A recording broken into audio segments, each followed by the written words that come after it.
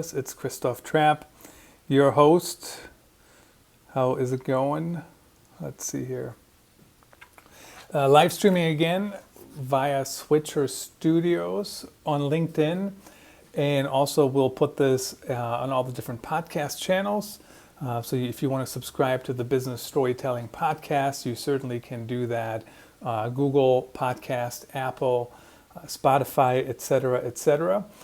So today I want to talk about how to get your podcast on Alexa. So what's interesting about that is I really haven't been using Alexa behind the scenes too much. I don't even have a device at home, but I know more and more people are using those devices. And so I actually have here, if you want to check this out, the Voice Strategy book, Scott and Susan Westwater. And in the book here, they're talking about 50 to 75% of all U.S. homes will have smart speakers this year. So that is 2020. 2020, 50 to 75% of homes. There's already 90 to 140 million of these devices in homes right now. So check out their book. I do have a link on the corresponding article over on authenticstorytelling.net. But certainly that is something we want to think about as we are implementing our content strategy. So let's talk about how do we get the content on there? How do we get it on Alexa devices? And it's actually much easier than I would make it out to be. So the first step is, of course, you have to start a podcast. And there's a number of different ways of how you can get things on Alexa devices. You can develop something just for that device alone. So that's like custom design. You can do that by going to set up an Alexa developer account. Just Google that, Alexa developer account, and sign in. Super easy to sign in there. And you can do that. I personally find that to be quite difficult. I'm not a developer, I'm a content marketer. So I want a little bit easier route to get me going, to get on there, to get started. And I'll share that one with you. And then you can see how to move forward from there. So the first step, of course, is to set up a podcast. And the way to do that, I've talked about that before using Anchor. There's many other tools out there that you can use. Some of them cost more money than others. Some of them are easier to use than others. I still like Anchor for sure. So check that out if you want to go on there and get going. It's super easy to start. Of course, if you're going to do a podcast, I would recommend to go 15 to 30 to 45 minutes. I know my content friend, Casey Cheshire with the Hardcore Marketing show, he goes an hour and a half. Fantastic content, so check it out. I personally don't usually go that long. Most of my podcasts, when I'm on them with somebody else, 30 to 50 minutes maybe. When it's just me, I go a little bit shorter. I seem to go longer when I live stream them on LinkedIn. So if you're listening to this show on the podcast channels, make sure to connect on LinkedIn as well. ctrap.online/LinkedIn to be notified of future broadcasts. If you're watching on LinkedIn, make sure you check out the podcast version as well. So once you get the podcast going, figure out what's the topic. What are you going to talk about? What's the flow? And I'm a big fan, especially with guests, to kind of let the conversation lead the way. So, if we're talking about specific things and I ask a question and I'm surprised by the answer or I learn something new, I might go down that tangent, even though if we didn't plan that specific tangent. But, I'm in the field, I'm a content marketer, and one of the things I love about my podcast is I learn so much from my guests. I mean, every time I have a guest on, I learn something new from them, and it's fantastic. So typically, I find, or I believe, I guess, that if I think it's interesting, and I'm in the field, and I'm teaching people, and I do workshops myself even for other companies, that other people will find that information useful as well. Make sure though, especially if you're going on your own by yourself on a show, that you have some kind of outline. So in this case here, I do have a little bit of an outline. And the other thing I found, when you go live, I seem to go longer. I'm already at 6 minutes, and just sharing how to even get started. So then you have the outline. Keep an eye on the clock. Don't feel rushed. Most people, when they listen to podcasts, they probably listen to them on faster speeds. I do this all the time, 1.2, 1.5, 2, and that's okay. And the biggest takeaway for hosts really is enunciate things well. Don't talk too fast. Talk at a normal pace when it feels slow to us. So this feels relatively slow to me right now, and I'm thinking when I play it back, it sounds just fine. All right, let's get to the next screen here. It's not like we have a PowerPoint, not a PowerPoint fan, but it does help to actually show you some screen grabs on how to get started. So then when you get going in Anchor, or really any podcast platform, they give you an RSS feed. And Anchor, I love it because what it does is it actually distributes the content to all the different channels automatically. I just launched a new travel site, travelreviews.online, where I'm sharing information from all these trips I've taken over the years. I have a lot of content that wasn't structured very well, so we'll go on there, and then at some point we'll build on it with new content as well. But I signed up for a new podcast, and Anchor does it all for me. I mean, it's already on Spotify, and now it's submitted to all the other channels. And then you can go in there and you can grab the RSS feed, and you can use that feed for other things. So for example, I put it in my sidebar on the website. So it just says latest podcasts. I also can submit it to Google Podcast Manager, even though it's already on Google Podcasts. But what's nice about it is Google Podcast Manager offers me enhanced metrics now. So it goes on there, and I can use it for that. And the other thing is I can also use it when I'm developing a skill in Alexa. So all you have to do, honestly, it's not that difficult, is you go to Alexa Developer and you sign up for an account in there. And from there, you can see there's all kinds of different options, right? So Alexa Skills Kit, you can learn, you can design, you can build, and then of course it actually just walks you through the step-by-step process. It's quite simple. I've done it a few times now, and the first time I did it, it was with audio. It was with not audio. It was with written copy, and it really didn't work, because what it did is when I developed the skill, it was reading the website article, right? So at first I put up the business storytelling blog. So that's authenticstorytelling.net. And this is the first time I did it. So this is about 2 years ago now. And in theory, it works because the article gets fed in and then it reads it to people. But the way it's read, it depends on how your RSS feed is set up. It works halfway well when the RSS feed pushes in the entire article, and that works. And you can have people listen to your article. It doesn't work quite as well when when your RSS feed is cut off and it says something like read more. So once it says read more, you're supposed to click, and of course people, when they're listening, they can't click. So just something to keep in mind.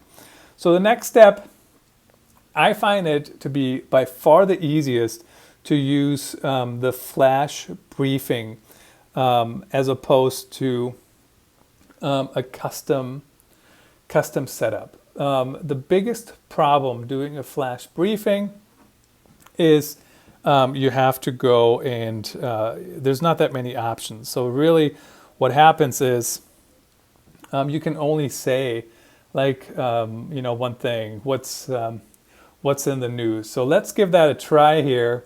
I'm going to try to switch back over here on the live stream. Still getting used to it, as you can tell. So I don't actually have an Alexa device at home, but I use Alexa, the app on my phone.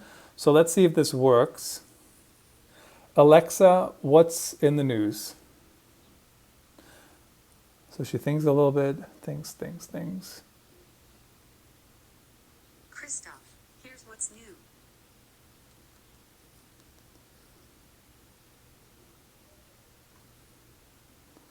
So it's not currently working. Alexa, what's in the news?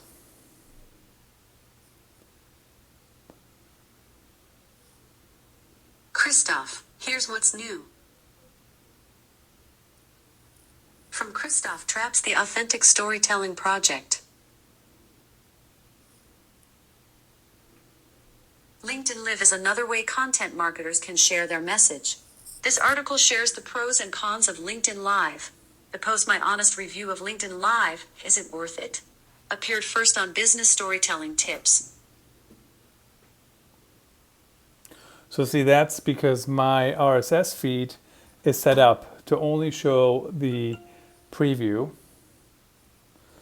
This article looks at how you can try to avoid negativity on social media. What tools and techniques can be used and what mindset to use to not drive yourself. So as you can see, it's reading the article because that's next in line. I just published that. And then at some point it will actually show up and play the podcast. So it does work. It takes a little bit of getting used to. But if you get into the flash briefing, what's nice about that, it actually it helps you show up when people look for their latest news and their latest updates. So that's one advantage of why to do that. So once you're in there, click on Flash Briefing, and you can have the title, of course, the preamble. That's what they will say from Christoph Trapp, Authentic Storytelling Project. Text when you do your blog posts. I would highly recommend to change the blog post to show everything from the blog post. And you kind of, if you heard it well over the air here, sometimes the pronunciation is kind of interesting or weird. So the article I wrote was about LinkedIn Live, and she said LinkedIn Live. Click on text or audio. So if you have an audio podcast, just simply all you have to do is click on audio right there, and then pick the content genre and add your feed.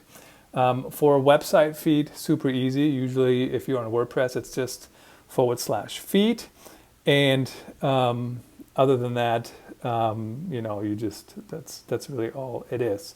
From there, simple enough. We'll switch to the next thing here. Distribution, you pick the category and you pick keywords. You can do that. You do have to have a privacy policy, pretty standard stuff, the one I use basically talks about that I collect anonymized information for Google Analytics, Google AdWords, that kind of thing. And I don't know who you are until you give me your email because you sign up for my newsletter. Any other disclaimers, you can have that in there as well. And after you do that, basically all you do is simple enough. You submit it, and then it becomes available in the on Amazon. Now, the problem is that people have to enable it. So you have to market your skill. And the way I've marketed to this point is what you have to do is let people know. So whether you put on your website, you share that you have a skill in your newsletter, share it on there. But people have to enable it. And then once they enable it, they can go into their Alexa skill, into their Alexa device, and they can turn it on and off. So for example, when you're looking at my app here, so this is the app I use, and basically I know there's the window a little bit, but I have 24 skills enabled. The Business Storytelling Podcast is one, and basically that's how I listen to it. Alexa, what's my flash briefing? Let's see if that works.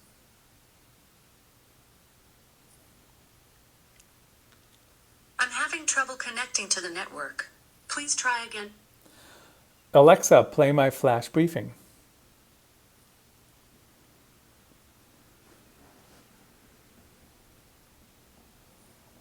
Christoph, you have a few unheard stories.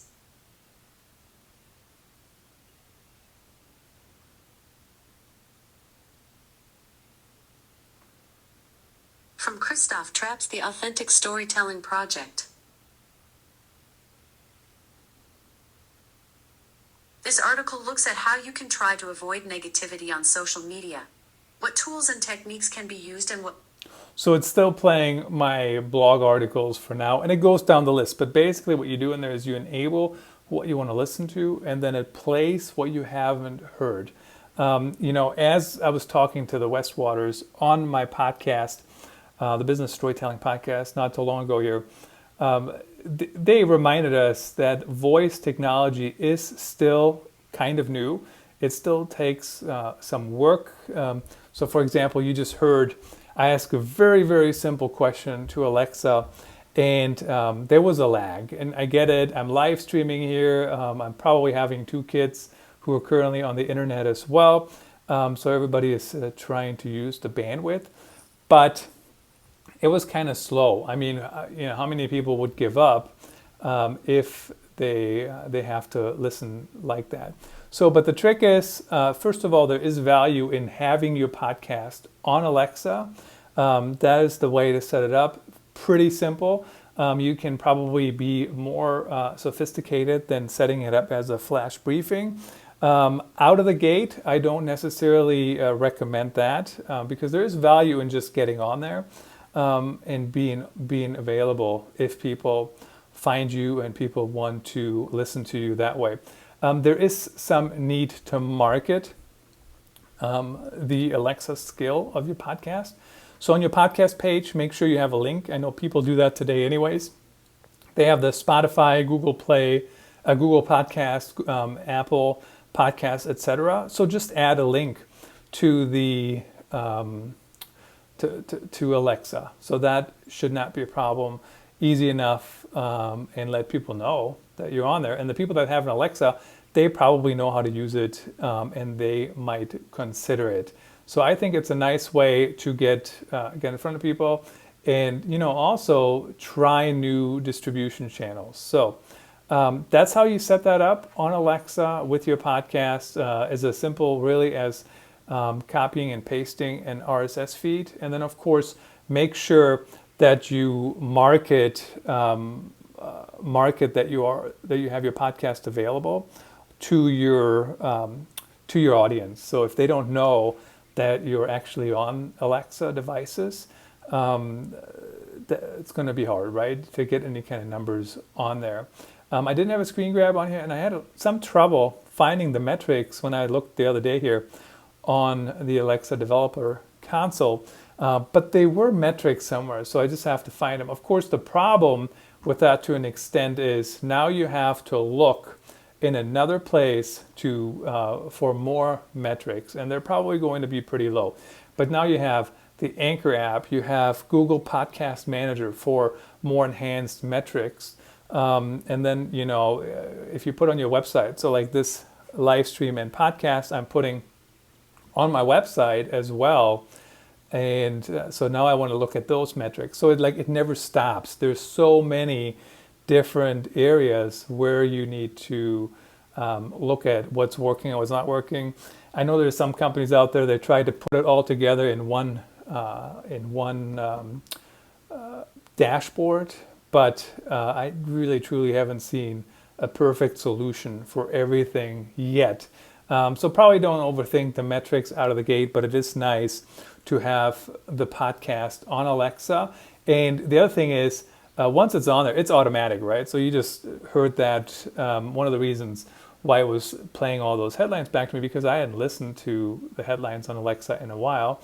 And yesterday when I tested it, it actually played the last podcast for me. So there you go. That's how you do it. I'm Christoph Trapp, your host and author of Content Performance Culture. Hopefully you found this information helpful. Thanks for listening on the live stream or on the replay. I certainly appreciate it. Until next time.